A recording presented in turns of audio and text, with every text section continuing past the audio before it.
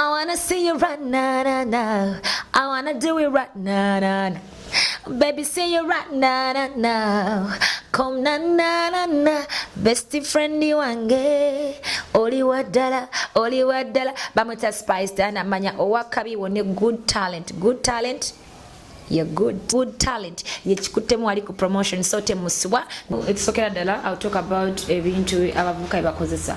Ebintu ebyo kitera kuva peer pressure oyagala bya mangu by force olokola bali akikola naye ngoyagala okikolerewo olabe nti obeera wanjawulo mu bwangu buli kimu kitwala time ate you know wobanga oli menti okubeera owakabi ojja kuba wakabi oba okoseza ki batokoseza ki oba time ki sometimes twagala ebintu bi happening mangu but mu byaddala nga kigenda tukawo after years so nogezaako nyonyo kiforcinga mu kuforcinga mujjo kukolera ebintu ebimu nga tebisaana kuba kati abawala batandika okuyimba nga bato babeera taken because everyone wants to take advantage of you because oli muto oyagala ku reaching out there oyina dream gyagala okuba nti otuukiriza kati buli present ajja kujja kugambe kino ki and then you give it wesange nga webase na buli muntu remember otandika butandisi ba present abangi ba DJ bangi togenda kwebaka nabo nokoleki owamaleyo and they won't respect you for that they won't even help you anywhere so abawala balekerawo bintu byokulowooza nti oneegaba ennyo mu bantu abo you will get that favor bakolere kye baagala just do what you can kyotasobola okoleki gwe tuli nayo olunaku olwaleero Spice Diana Star Girl. Yes, Spice Diana mwana muwala muyimbi akyali singo nnyo nnyini ddala muyimbi akuba omuziki era mu ggwanga Uganda tumutunuulidde nnyo buli omu amutaddeko eriiso ng'omu ku bayimbi abakyala abakyasinze okubanga bakwasaganya ekintu kino mu ngeri ey'amaanyi ennyo nnyini ddala. Spice Diana akunyumiza olugendo lwe olwa music okuva gye yatandikira ku kayimba akonsaanuula gye mwatandika okubeera nga muumanya tonyumizaamuko naye naberanga nnyo ebintu bingi nnyo abalooza nti Spice Diana akubwako esibiragalagala no nedda agambe bino ye tabikola ki tabikozesanga keera tabitegera n'omwenge tagunywa. Spice Diana annyonnyodde ebintu bingi nnyo wayimbidde okutuuka wano nga y'omuwala ddala olwo abazze bamukwabula nga bamusuubiza okuba nga bamufuula owakabi okuba gye yatandikira oba nedda bino byonna Spice Diana abituzzeemu twogedde ku mwana omuwala ayingidde ebintu bya music n'omulenzi n'okusingira ddala yatuyitadde ku muwala kuba era tubadde na muwala Spice Diana era alina amagezi gawadde abaana abawala abaagala okufuuka abakabi abagamba nti owaayo gwe jakozesa mubiri gwo obeere ng'ofuuka owakabi oba ow'amaanyi bino nabyo abisambaze n'agamba no so njagala mbeere nga nkwongera Spice Diana interview yeno gye twogeddemukko naye abeere nga atunnyonnyola wasobodde okutuuka wano ayise mu biki akawonvu n'akagga yasoma teyasoma ddala yafuna 32 oba nedda so Spice Diana annyonnyodde bino byonna mu interview ye nga bwenyagala okubeera nga ngikwongera bwe totemya so weetegereze akola ate okulaba nga atambula ne bakanyama alabika bulungi nnyo paka wano watuuse totemya laba interview eno nenga tunababeera ng'ogenda maaso subscribinga likinga sharinga commentinga wansi otubuli ekiki oyagala tube nga tukuwa ekirala bagiyise good talent katugende maaso. Manya nedowoozi Spice Diana Star Girl for you. Achievements zibadde nyingi ezimu nze nyinza obbagamba endala zisinza bagamba naye nga mu byaddala musically it was a good year for me because ku mwaka gwe nalinamu ennyimba ennyingi ng'ovudde ku myaka emirala nalinamu ennyimba nyingi singles ne collabos and then I won awards as the best most stylish female artist 2018 mwaka gubadde mulungi. I had my first concert in live at Front Page which was a sacrifice. First of all is having a management.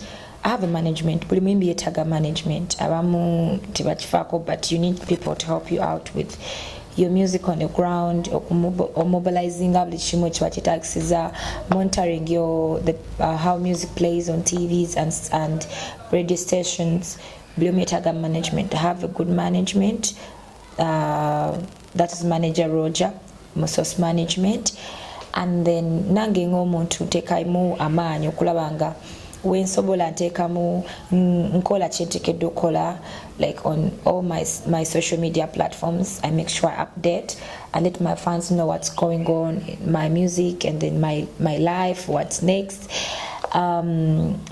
Ekirala is what makes me unique is how I perform on stage, because I engage the audience. I make sure nti when I'm performing akoze nyimba nazimbira abantu, I engage in the fans tuyimba fena.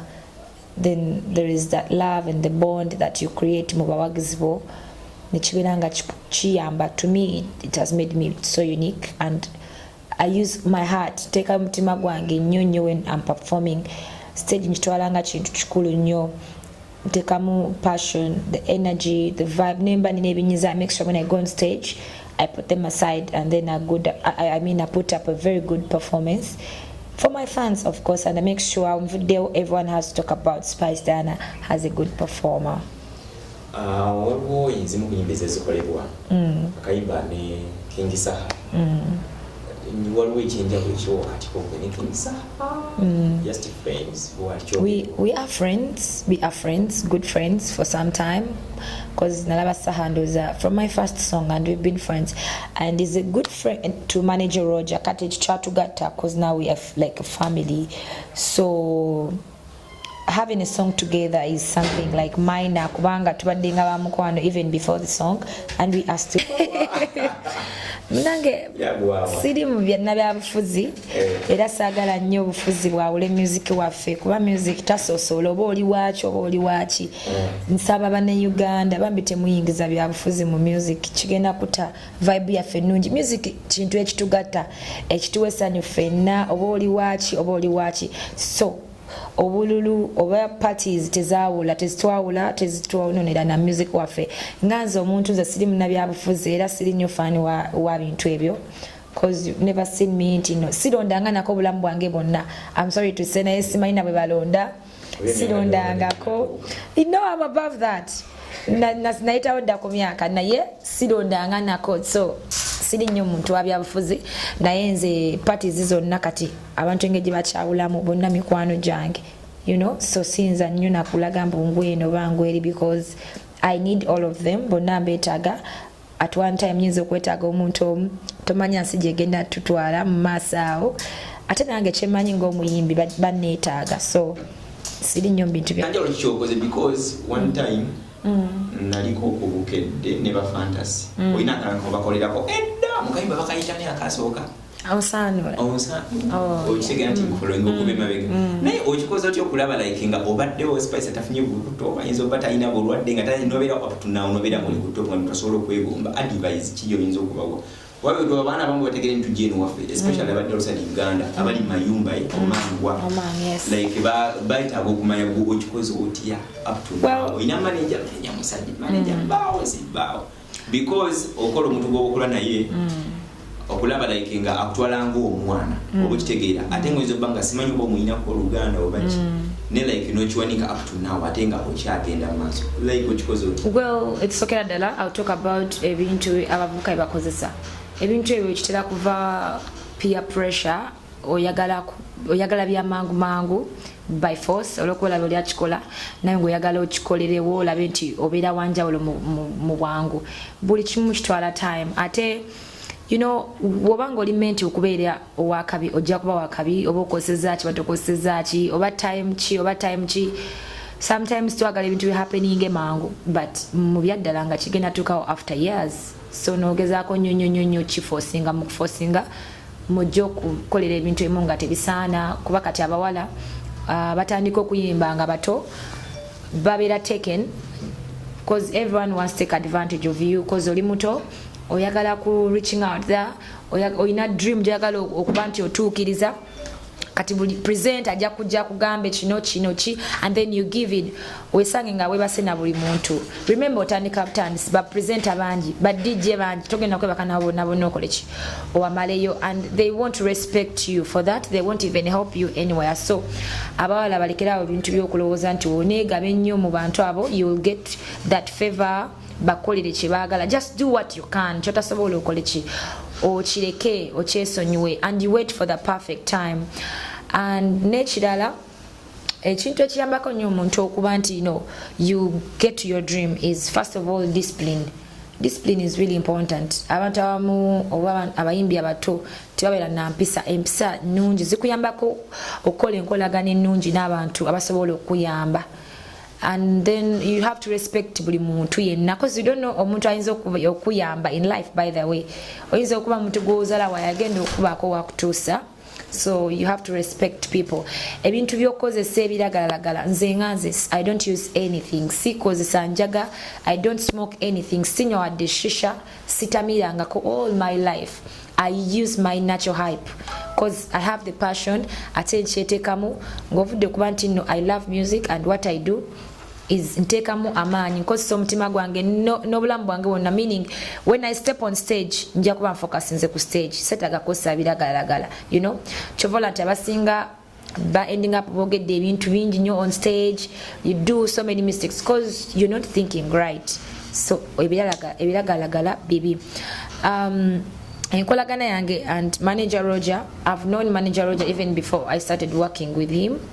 Nga manager Bafana, he worked with Pala, so awonanga is my friend, so nali mumanyi even nga sinakola naye nkoze naye professionally emyaka kati this is the second year. There are 2 years actually je nkoze naye as my manager, naye nga nali namumanya da long time because I was my personal manager for 3 years.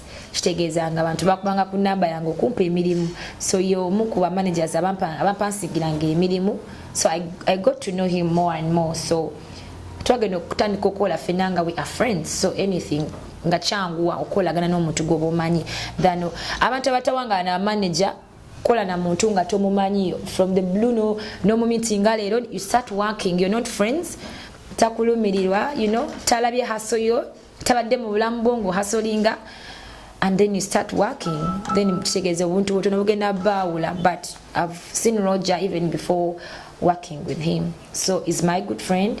He's like, I'll say father to me. He's like my best friend, so I can tell him anything I want, and chimwangwira nokuba nti he can do a chinfulu worker because anjagaliza ate he wants me to be better. Zawe njagala bwe njagala ntama era mpana. Hey, I wanna see you right now. I wanna do it right now. Yo, what's up? I'm Spice Dan.